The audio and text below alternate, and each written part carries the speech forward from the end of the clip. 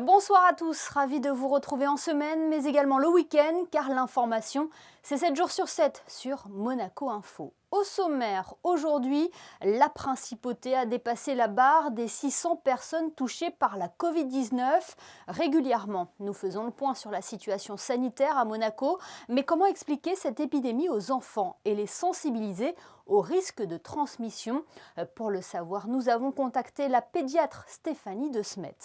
Les études et statistiques nous aident-elles à mieux comprendre le contexte actuel et à préparer le futur? C'est la question que nous avons posée au président du conseil scientifique de l'Institut monégasque de la statistique et des études économiques, Pierre-André Chiappori sera avec nous ce soir depuis les États-Unis. Mais avant cela, retour sur les annonces du gouvernement princier réalisées hier en conférence de presse. Les mesures sanitaires actuellement en vigueur en principauté pour faire face à l'épidémie de coronavirus ont été prolongées jusqu'au 18 décembre. Bonsoir Frédéric, pouvez-vous nous rappeler les principales restrictions à Monaco ?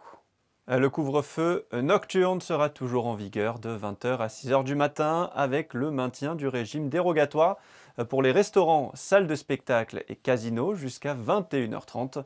Le port du masque reste obligatoire en tout temps et en tout lieu dès l'âge de 5 ans, même dans les parties communes du domaine privé.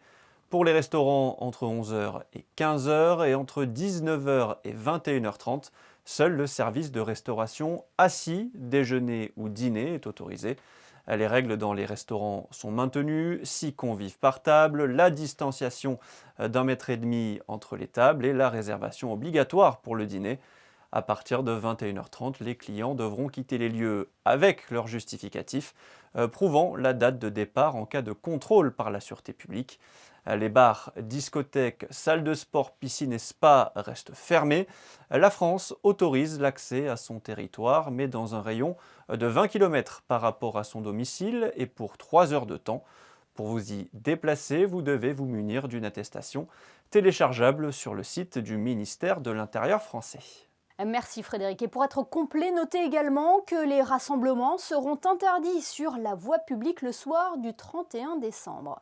Ces mesures sont certes plus souples que celles prises en France, mais elles ont le même objectif, ralentir la propagation du virus. Comment expliquer la situation aux enfants et comment les sensibiliser aux différents risques de transmission? Bonsoir Stéphanie De Smet. Bonsoir. Première question que nous avons déjà abordée ensemble, mais qu'il est important peut-être de reposer. Est-ce que les enfants contribuent à la transmission de la Covid-19 ?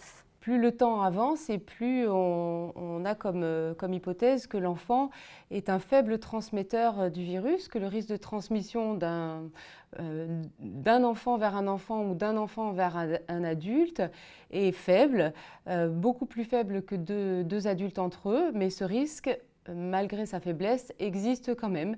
Donc il est non nul, mais il est beaucoup moins important que d'un adulte vers un autre adulte ou d'un adulte vers un enfant. Comment parler aux enfants du coronavirus? Comment leur expliquer que le port du masque, par exemple, est important, tout comme le lavage des mains?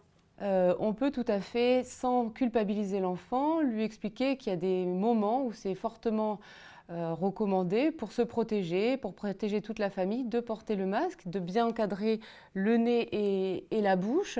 Et je crois qu'il faut expliquer le mode de transmission de ce virus qui va partir des petites gouttelettes de salive et puis qui va aussi être un peu dans l'espace aérien, surtout quand on est dans des endroits fermés.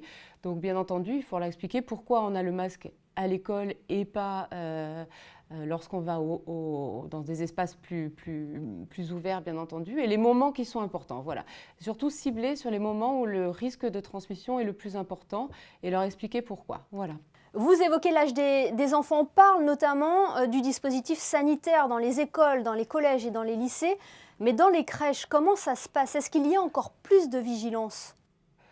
Alors, la vigilance est différente parce qu'en fait, il y a des moyens de prévention. La distanciation sociale à la crèche n'existe pas entre les enfants, ni entre les enfants et les auxiliaires qui s'en occupent, bien heureusement.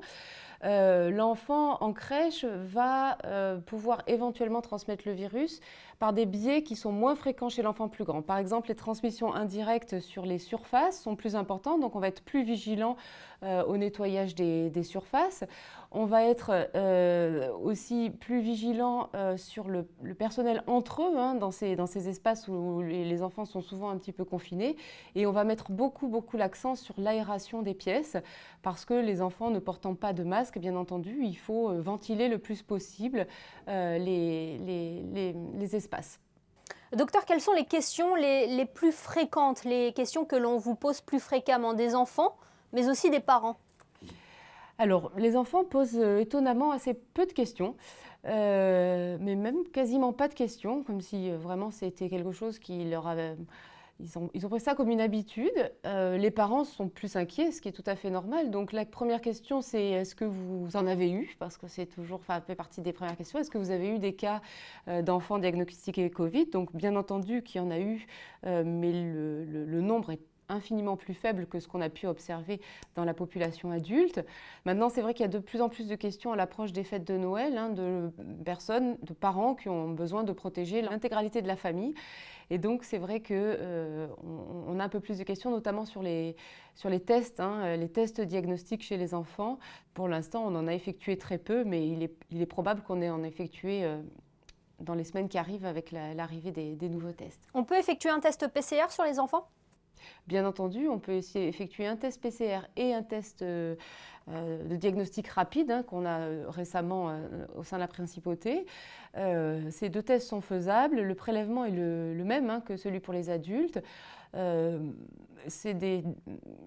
pense que ça peut très bien se passer pour les enfants, qu'il n'y a pas d'invasivité plus importante. Il faut juste prendre le temps de bien installer l'enfant, de le mettre en situation de réconfort auprès de ses parents. Et puis, ce test peut tout à fait être effectué sans aucune difficulté.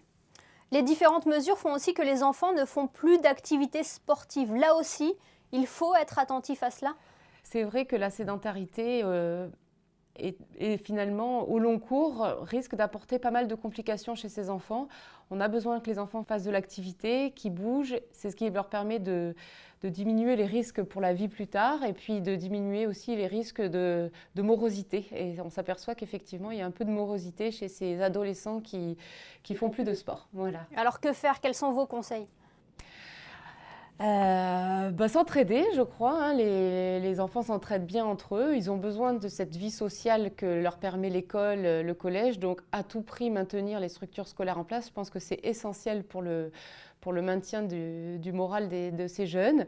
Et puis les encourager dès que possible à faire une activité en extérieur avec leurs parents, avec leurs proches, bien entendu. C'est quelque chose il va falloir vraiment insister sur la reprise des activités sportives et limiter la sédentarité qui peut être un fléau chez les jeunes. Voilà.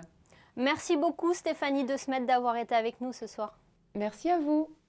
Vous le savez, la qualité de vie en Principauté est au cœur des préoccupations du gouvernement princier. Dans le cadre du chantier du Grand Ida, il a été proposé aux riverains des Mélèzes un changement de leurs fenêtres. Il faut dire que l'immeuble date des années 70. L'objectif étant d'améliorer le confort thermique et acoustique. Le reportage de Juliette Rappert. Dans le cadre du maintien de la qualité de vie, le gouvernement princier a décidé d'initier une campagne de pose de double vitrage sur toute la périphérie du Grand Ida. L'intérêt principal de cette campagne, c'est d'apporter un plus pour le confort phonique des résidents. De plus, il est intéressant de noter que ces doubles vitrages ont aussi des qualités thermiques. Donc ça va permettre d'amener un confort et une meilleure consommation énergétique des bâtiments. Cette campagne se déroule en 2 étapes, l'étude sonore des différents appartements et la pose de ces nouvelles fenêtres. Ce qu'on attend, c'est une diminution du bruit, bien sûr. Je sais bien qu'on n'aura pas la totalité de la diminution, mais bon, une partie du bruit, c'est important, surtout sur le devant. On donne directement sur le chantier. Là, c'est vrai que c'est très, très embêtant, hein, ce bruit toute la journée. La campagne s'adresse seulement aux particuliers, locataires ou propriétaires. Elle est entièrement prise en charge financièrement par l'État et s'achèvera au premier trimestre 2021. Nous parlions tout à l'heure de la prolongation des mesures en Principauté, une décision motivée notamment par les chiffres de la situation sanitaire en Principauté. Justement, Les chiffres jouent-ils un rôle dans la politique à conduire dans le contexte actuel? À quoi servent les études et les statistiques et que démontrent-elles? Pour en parler, nous sommes avec le président du conseil scientifique de l'INSEE. Il nous fait l'honneur d'être avec nous depuis les États-Unis. Bonsoir Pierre-André Chiappori. Bonsoir. Est-ce que vous pouvez nous rappeler le rôle du conseil scientifique de l'INSEE? Écoutez, le conseil scientifique a pour mission de valider un certain nombre d'initiatives de l'INSEE. Par exemple, nous avons, ce qui est formellement notre rôle, validé la mise en place des études pour l'évaluation du PNB 2020. Donc, c'est une évaluation qui aura lieu en 2021. Et puis, par ailleurs, de conseiller l'INSEE sur des points techniques ou généralement statistiques particuliers, et puis plus généralement de soutenir l'action de l'INSEE, de garantir ses missions, c'est-à-dire en particulier la transparence, l'indépendance, etc. Le conseil scientifique que vous présidez vient de se réunir. De quoi a-t-il été question? On a parlé évidemment des conséquences du Covid. D'ailleurs, je voudrais en profiter pour saluer la qualité extraordinaire du travail qui a été fait par l'INSEE. Alors, dans le détail, on a parlé d'une part d'un certain nombre de dossiers qui étaient en cours, y compris des choses relativement difficiles qui posent des problèmes de confidentialité, par exemple les questions de violences faites aux femmes, etc. On a parlé d'une étude qui avait été réalisée par l'INSEE et qui a été présentée publiquement il y a quelques mois sur la consommation de drogue et d'alcool par les jeunes, en particulier au niveau du lycée, et qui est une étude dans laquelle Monaco se situait dans le cadre d'une étude internationale, ce qui était très intéressant. Et puis, on a beaucoup parlé du Covid et de l'impact sanitaire et économique. Les derniers travaux, les dernières études ont pu nous donner des indicateurs? Ah oui, en plein fil de l'actualité se situent les rapports qu'a fait l'INSEE, d'une part sur l'état sanitaire de la pandémie et d'autre part sur les aspects économiques. Alors, je ne peux pas vous en dire beaucoup parce que c'est des données qui, pour le moment, sont confidentielles au sens où elles vont être présentées en priorité au gouvernement monégasque. Mais je peux vous dire que, d'une part, du point de vue de la pandémie, alors les chiffres sont connus et je dirais que la principauté s'en sort bien. On a vraiment l'impression que l'ensemble des mécanismes qui ont été mis en place pour limiter l'évolution de la pandémie ont bien fonctionné.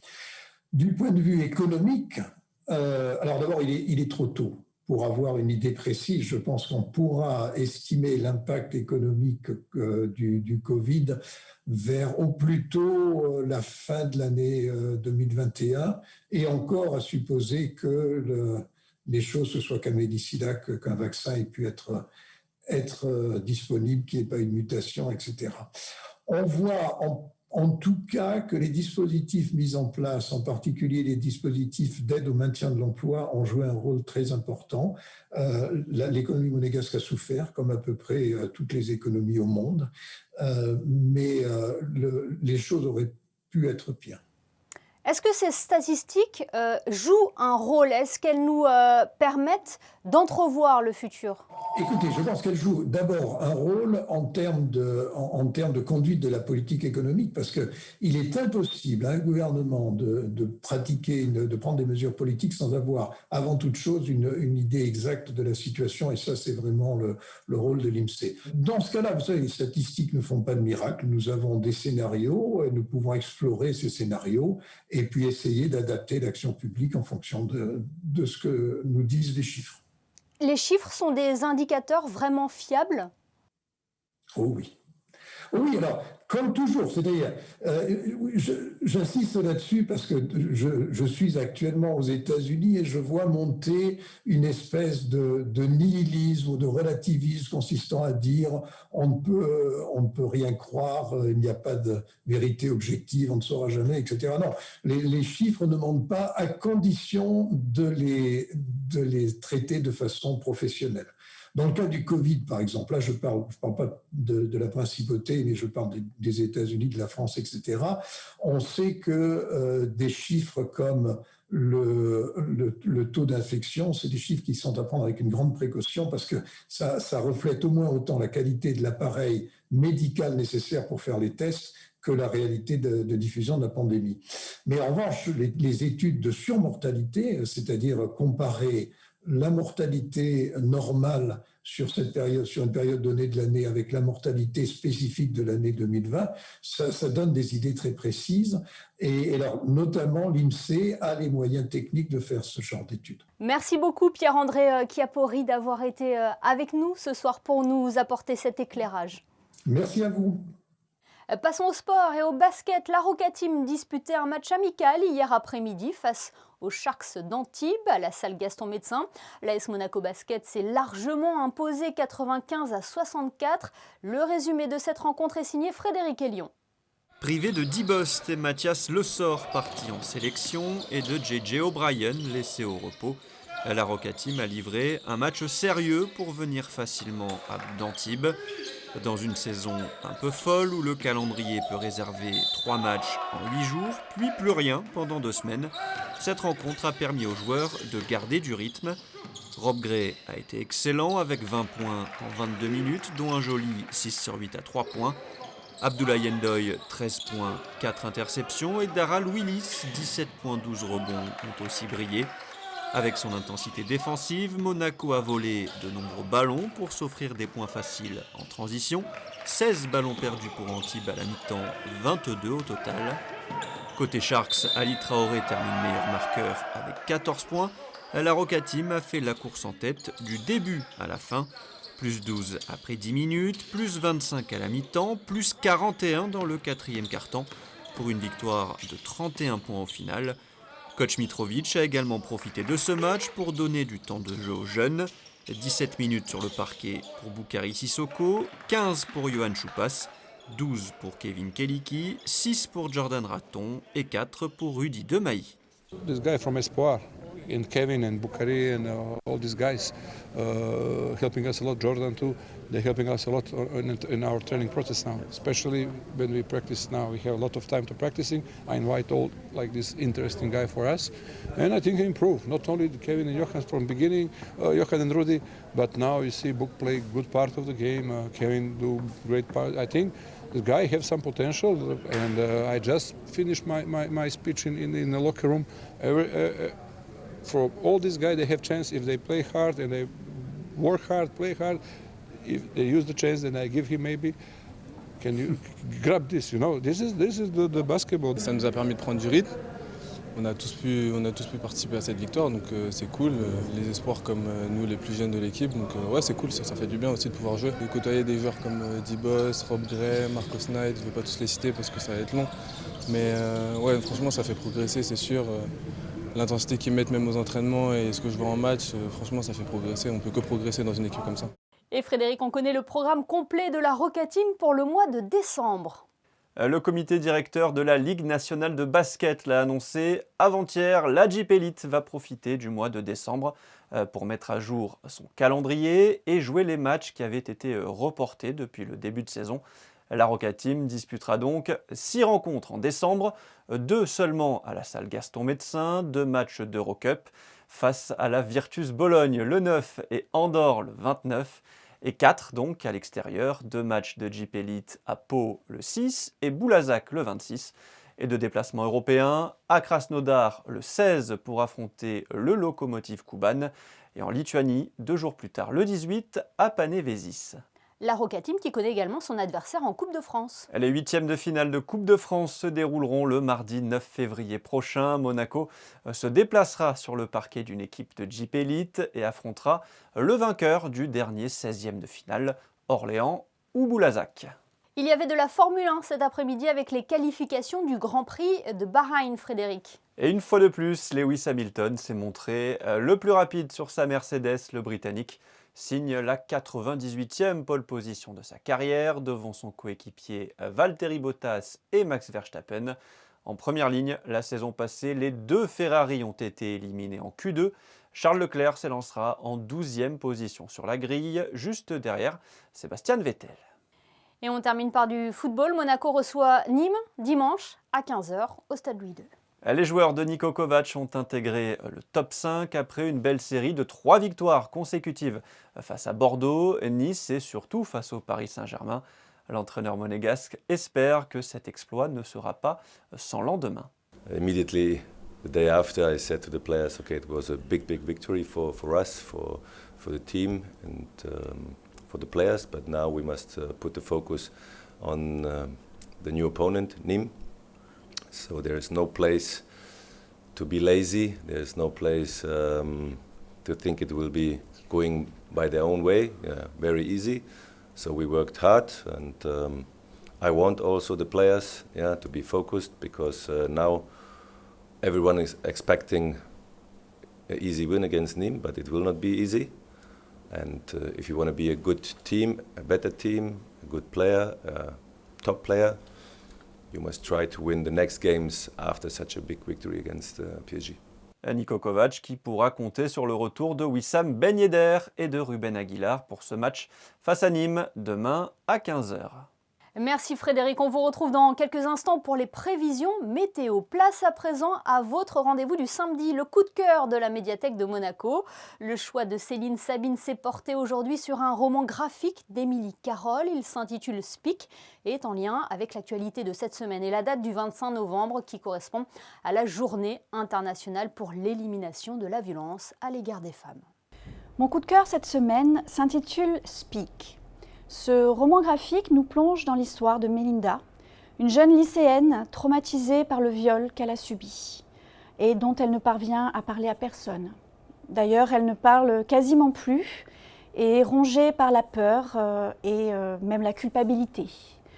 Les dessins sont en noir et blanc, mais sont très expressifs et nous immergent dans l'état d'esprit, les émotions et la mélancolie de Melinda. Le sujet, difficile forcément, est cependant traité avec beaucoup de finesse et ne se concentre pas sur les scènes violentes, mais plutôt sur ce que ressent la jeune fille, un peu comme un journal intime. Ce livre coup de poing nous alerte sur les difficultés que rencontrent les victimes de viol pour s'exprimer, mais aussi pour dénoncer leurs agresseurs. Melinda se reconstruira peu à peu, notamment grâce aux cours d'art plastique du lycée, et surtout retrouvera les mots pour exprimer ce qu'elle a vécu. Je vous invite à découvrir ce livre dont le sujet touche particulièrement l'équipe de la médiathèque qui s'associe à la lutte pour l'élimination des violences à l'égard des femmes. Comme pour Melinda, puisse la parole des victimes se libérer. Voilà pour le coup de cœur de la médiathèque de Monaco. On passe aux prévisions météo. Une amélioration est-elle prévue pour dimanche, Frédéric ? Oui, fini les nuages et la pluie, retour du soleil dimanche, Émilie, avec un ciel bien dégagé toute la journée. En ce qui concerne les températures, il fera 10 degrés le matin et 15 l'après-midi. Le soleil se lèvera à 7h40 pour se coucher à 16h56. Dimanche 29 novembre, nous fêterons les Saturnins. Merci Frédéric et merci à vous de nous être fidèles chaque soir sur Monaco Info, y compris en ce dernier week-end de novembre. Temps maussade aujourd'hui sur la principauté, preuve que l'automne est bien là, mais aussi que la période des fêtes de fin d'année approche à grands pas. On se quitte justement avec l'œil de notre photographe Manuel Vitali. À demain pour le best-of de la semaine sur Monaco Info.